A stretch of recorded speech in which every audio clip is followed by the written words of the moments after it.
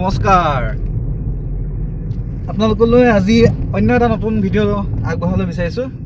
আজি এই ভিডিঅ'টো হ'ব কাজিৰঙাত আৰু মোৰ লগত আছে মোৰ শ্ৰদ্ধাৰ হাতীবৰুৱা ছাৰ আৰু লগতে বন্ধু গগৈ কেইটাৰ লগত তেওঁ এটা চেনেল আছে, তেওঁ এটা চেনেল আছে, আপোনালোকে চাব, ছাবস্ক্ৰাইব কৰিব। আজি ভিডিঅ'টোৰ আমাৰ মূল উদ্দেশ্য হৈছে আমি এটা ডিউটি পাইছিলোঁ, আমাৰ বিভাগৰ ডিউটি। তো সেইটো সম্পূৰ্ণ কৰিবলৈ আজি শেষ দিন, আৰু সেই শেষ দিনটো আজি আমি উপস্থিত হৈছোঁহি। তো আমিনো তাত গৈ কি পাওঁ, কেনেধৰণৰ বস্তু দেখা পাওঁ, আপোনালোকক দেখাব চেষ্টা কৰিম। আৰু কাজিৰঙা কহৰাত হৈ থকা এই বিশেষ তাত বস্ত্ৰশিল্প মেলাত কিনো দেখা পাম তাকে আপোনালোকক দেখাম। আহকচোন চাওঁ কেনেকুৱা লাগিব। কাজিৰঙাৰ বিষয়েতো আপোনালোকক নতুনকৈ একো ক'বলগীয়া নাই। কাজিৰঙাৰ এশিঙীয়া গড়ৰ বাবে পৃথিৱী বিখ্যাত, আৰু সেইবাবে অসম চৰকাৰে কাজিৰঙাৰ পৰ্যটকৰ পৰা বহুখিনি ৰেভিনিউ পায়, আৰু লগতে অসমৰ উন্নতি সাধনো কৰিছে। আৰু ইয়াৰ লগতে সংগতি ৰাখি এইবছৰ অসম চৰকাৰৰ পৰ্যটন বিভাগে নতুনকৈ এক আঁচনি গ্ৰহণ কৰিছিলে। হেণ্ডলুম টেক্সটাইল ডিপাৰ্টমেণ্টৰ সহযোগত আৰু ৰেচম বিভাগৰ সহযোগত তেওঁলোকে এই মেলাখন অনুষ্ঠিত কৰিছিলে। অসমৰ বিভিন্ন ঠাইৰ পৰা নানান ধৰণৰ ৰেচম সামগ্ৰীৰ লগতে হস্ততাঁত বস্ত্ৰশিল্পৰ সামগ্ৰীৰে এই মেলাখন ভৰি আছে। আহকচোন চাওঁ কেনেকুৱা ধৰণৰ বস্তু তেওঁলোকে বিক্ৰী কৰাত কৰিছে। আমি সোমাই গৈয়ে পোনপ্ৰথমে হস্ততাঁত বস্ত্ৰশিল্প বিভাগৰ যিজন বিষয়া দায়িত্বত আছিল তেখেতক লগ পালোঁ, তেখেতৰ লগত মত বিনিময় কৰিলোঁ।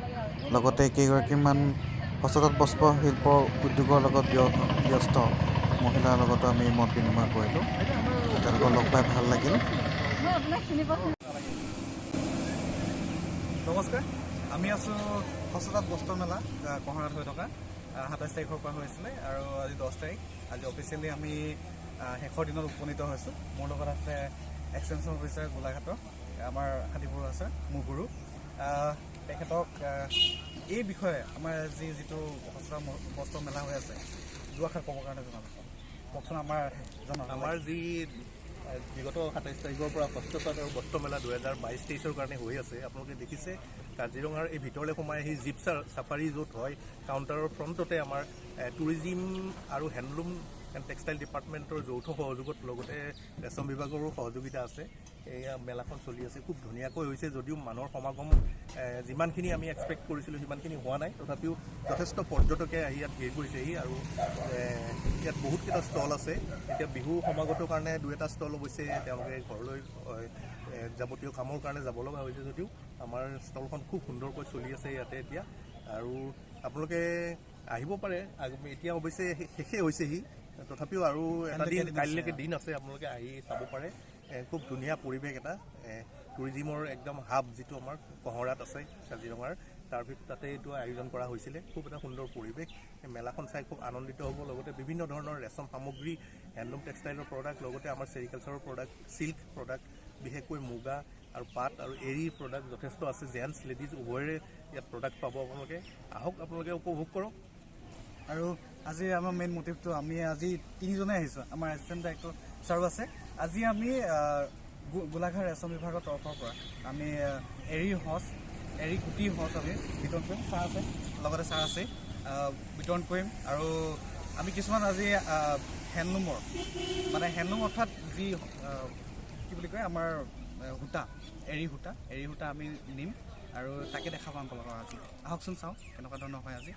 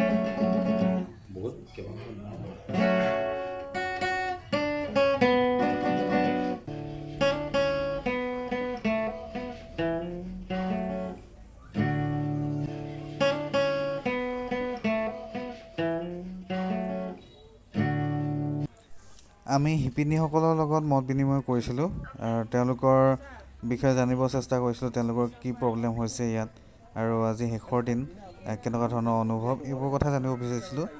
আৰু আমি আগতেও ইমান দিন তেওঁলোকক লগ পাই আছোঁ আৰু তেওঁলোকৰ বিষয়ে আমি গম পাইছিলোঁ আৰু তেওঁলোকে শিপিনী হোৱাৰ লগতে তেওঁলোকে ৰেচম বিভাগৰ লগতো জড়িত।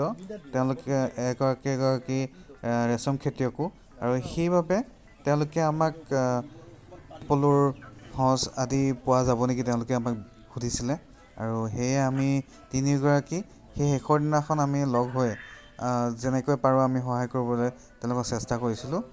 আৰু তাৰ লগতে আমিও ভাবিছিলোঁ যে শেষৰ দিনটোত আমি তেওঁলোকৰ পৰা কিবা কিবি ধৰণৰ কাপোৰ কিনিব চেষ্টা কৰিম, পাৰ্য মানে যিমানখিনি আমি পাৰোঁ সিমানখিনি চেষ্টা কৰিম আৰু তেওঁলোকক আমি আগবাঢ়ি যোৱাত সহায় কৰিম।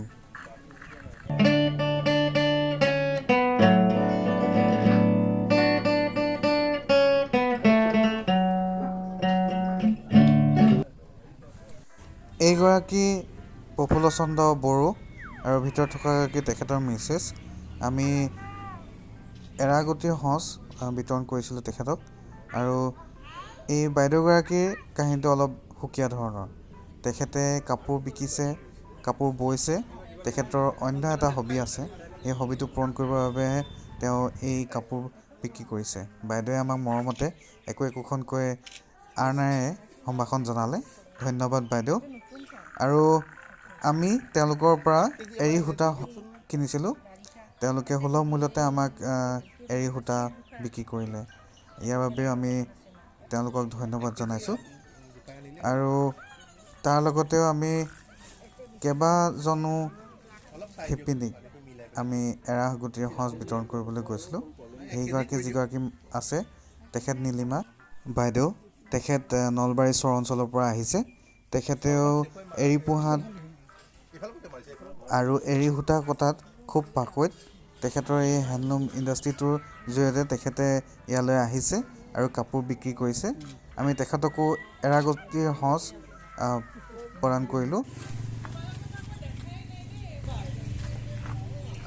আহি আমি ভিডিঅ'টো শেষলৈকে পালোঁহি। আপোনালোকে দেখিলে আমি কি কৰিলোঁ আৰু আজি এই ব্লগটোত আমি কাকাক লগ কৰিলোঁ। আমি এৰী সঁচ বিতৰণ কৰিলোঁ আৰু তাৰ লগতে কাপোৰ কানিও কিনিলোঁ, এখন মাফলাৰ কিনিলোঁ। দিনবোৰ এনেকৈ চলি থাকিব আৰু আমি চেৰিকালচাৰক লৈ পিনি ৰেচম শিল্পক লৈ পিনি এনেদৰে কাম কৰি গৈ থাকিম। আৰু আজিলৈ ইমানতে আমাৰ এই ভিডিঅ'টো শেষ হৈছে বুলি আপোনালোকক জনাইছোঁ। ধন্যবাদ।